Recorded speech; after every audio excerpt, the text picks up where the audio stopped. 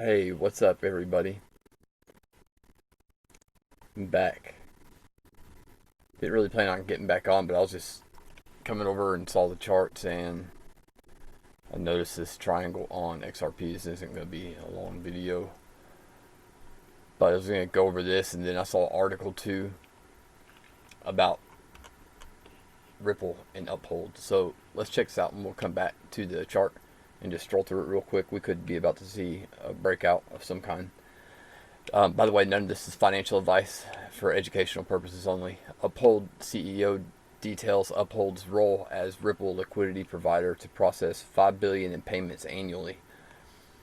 So, if for y'all that don't know, Uphold has, you can get like digital gold basically there, silver, um, palladium, pretty much all the currencies, all the fiat currencies, cryptocurrencies, and there's a number of other things. So the whole thing with Ripple being able to, and this is what has kind of got me. So they're using Uphold. We're going to read the article real quick, but they're using Uphold as a liquidity provider, and so Uphold is job is to take whatever comes from Ripple, turn it into the desired medium for exchange, and then process that information to a bank. But I've always kind of wondered about this because Uphold is really cool for the y'all that don't, have never used Uphold.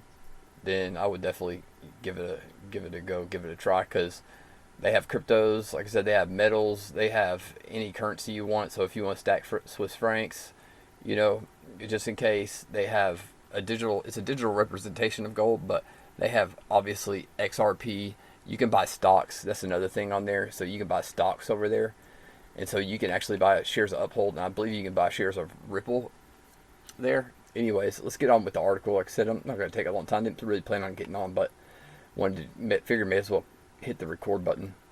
Simon McLaughlin, and these names right here get me every time. I don't know if I say this guy's name wrong. McLaughlin, the CEO of Pro XRP American Exchange. Uphold has shared insights into Uphold's recent partnership with Ripple, which aims to transform the landscape of cross-border payments.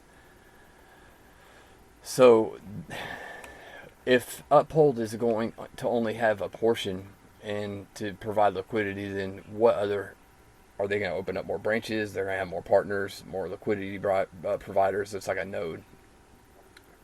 McLaughlin, I'm just going to say McLaughlin, commented on the subject in a recent interview with the host of the Digital Perspective crypto media outlet. So let's watch just a little bit of this real quick. Whoops. Go back. Turn. All right, so we're here with Simon McLaughlin. He's the CEO of Uphold, and we are excited not only to talk about the Uphold Vault, which is coming very soon, but we're also excited to talk about the new partnership that Uphold has with Ripple.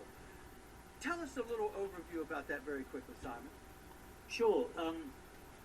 As you know, Ripple Payments provides a solution for international companies to move money cross-border. They do so using XRP. We are becoming a node in their network of liquidity providers, and our function in the network is a large company using Ripple Payments will open an account on Uphold. It will be pre-funded with XRP by Ripple, and then our role will be to convert the crypto into fiat and to pay out to banks. And obviously, so that's the gist of that. But pretty cool. Like I said, I've always liked Uphold. Just because their versatilities. I mean, you can do so much on there.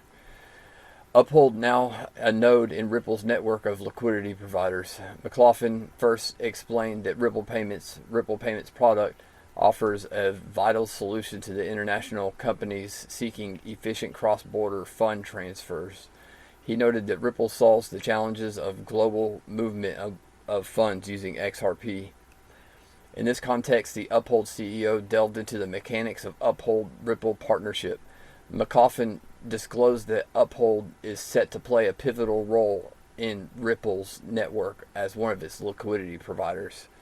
He explained that when a large company utilizes Ripple payments, it will open an account on Uphold pre-funded with XRP, just as he was saying, by Ripple. Uphold's primary function within the ecosystem is to convert the cryptocurrency into fiat currency and to facilitate seamless payouts to banks.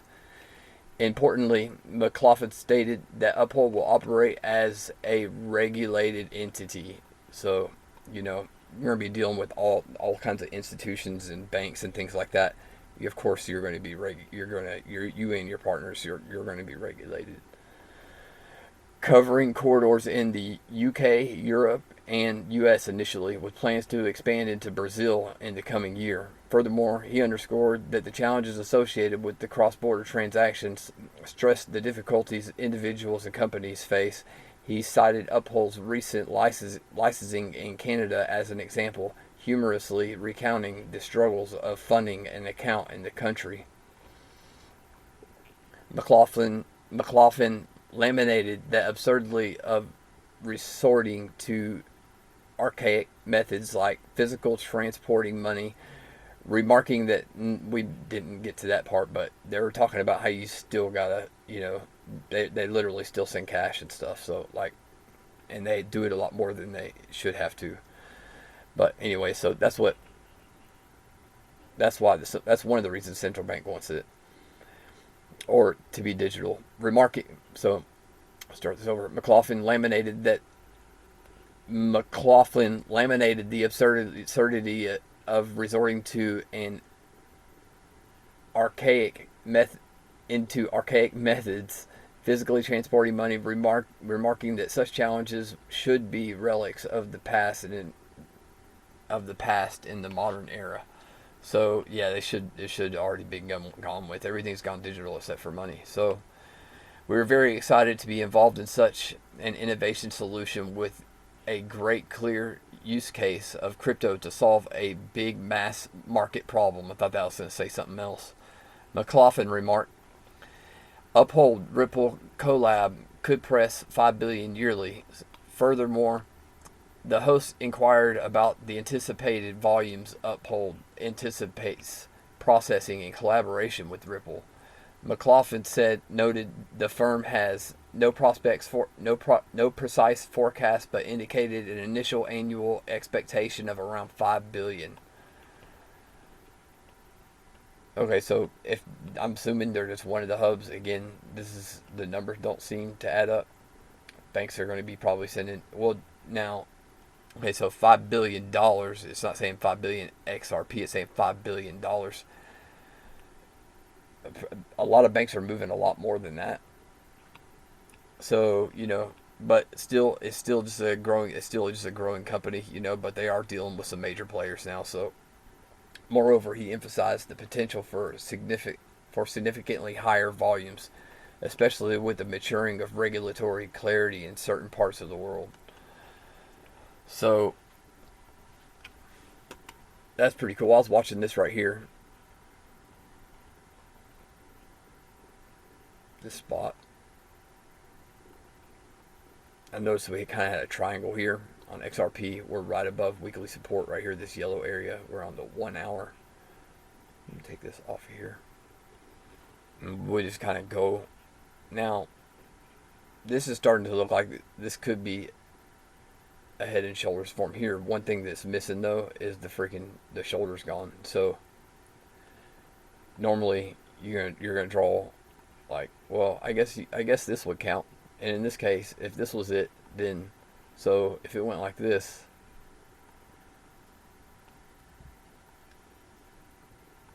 and we just had a shoulder breakout right here,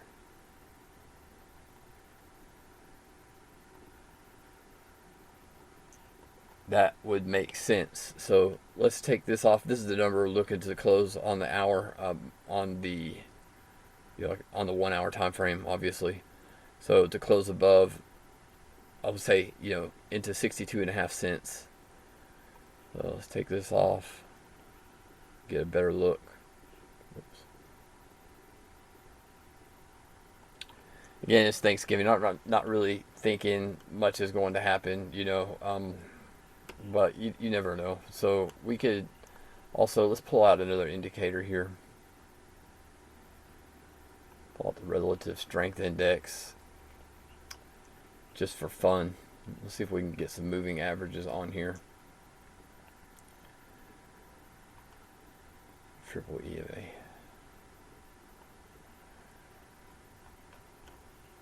Alright, it must be settings.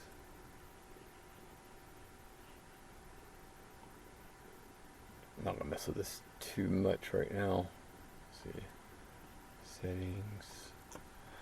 Let's put the 200 on there. And it's fine.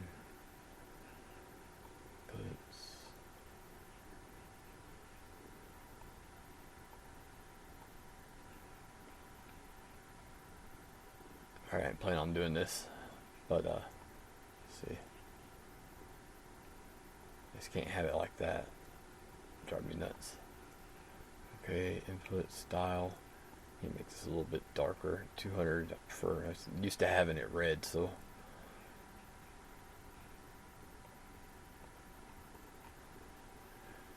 All right. Anyway, so we're above the 200. Let's zoom out a little bit. Actually, let's take this off of here. Drives me nuts. Not really, but I want to try this out right here. Super trend. Wait, what are y'all's favorite indicators? If anyone stuck around till here, what's some of your favorite indicators? I kind of like this moving average ribbon sometimes.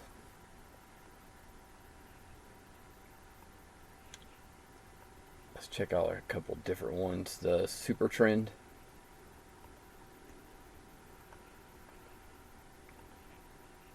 This stuff looks cool, but to be honest with you, to each their own when it comes to indicators. But I don't.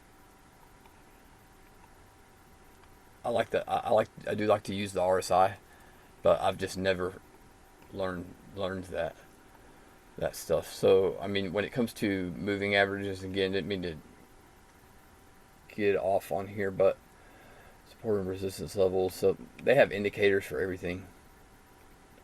Super trend, pivot points.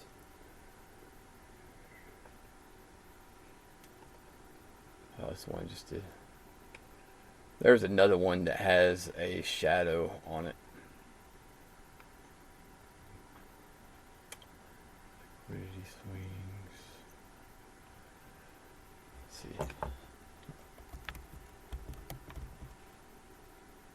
Whoops.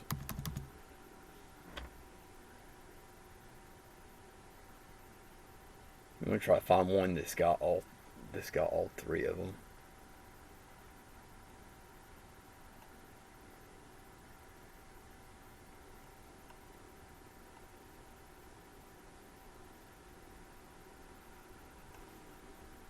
What's this right here? Golden Cross. Let's see. I do like to look at this sometimes when I'm bored. You know, it's Thanksgiving, not a lot going on. You know, really didn't plan on getting on here, so. But, anyways, so not really sure what this is all about. It looks cool, but you know, there's anytime that I've used indicators like that, like the RSI, you know, to me is still a helpful tool, even though in price action. But moving averages, I mean, for me, not necessary, but for some people, you know, if it works, then awesome. Anyways, so here we are. I didn't really mean to go off there. What I was also wanting to do is just pull up the RSI right here and see if there was some divergence. So we're going down a little bit here.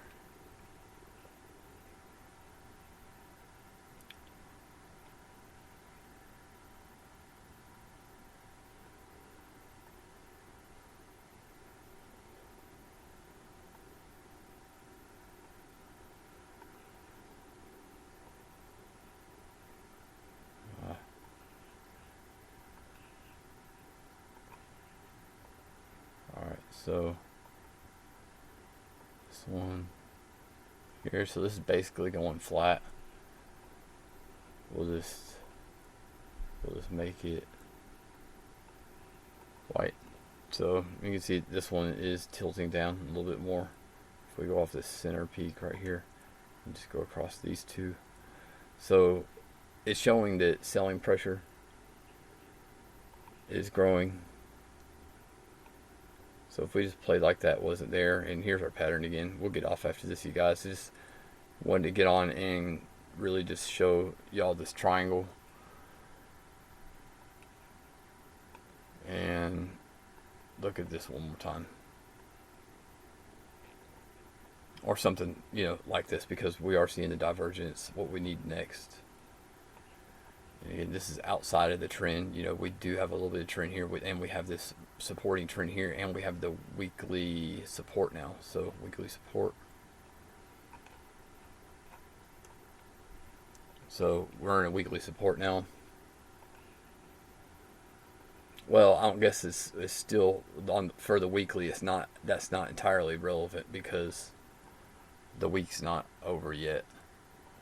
But looking at it like this, even though it looks kind of funny, we're missing that shoulder right there. But still wouldn't be surprised to see something like this.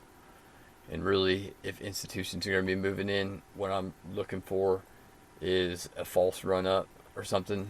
You know, I don't know. Just keep this, you know, not being too safe, but see your setup, play it. You know, if it's a match, then you play it.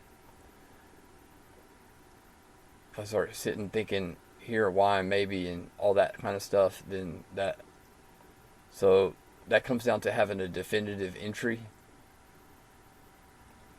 and not something that just like kind of. So and again, that's why I just prefer to use candle bodies close, because when a candle body close, engulfing on retest is one of our entries. So of course with other indicators, but anyways, you guys, that's going to do it. Looking for this maybe to come down here, you know, but going to be watching this area, this neckline. If this does turn out to be the head and shoulders, or we end up seeing this kind of head and shoulders, inverse head and shoulders, sorry. You know, we'll just have to wait and see. Hope that y'all are having a great holiday. Happy Thanksgiving again. And if y'all need anything, just drop a message or leave a comment, and we will holler at y'all later. See ya.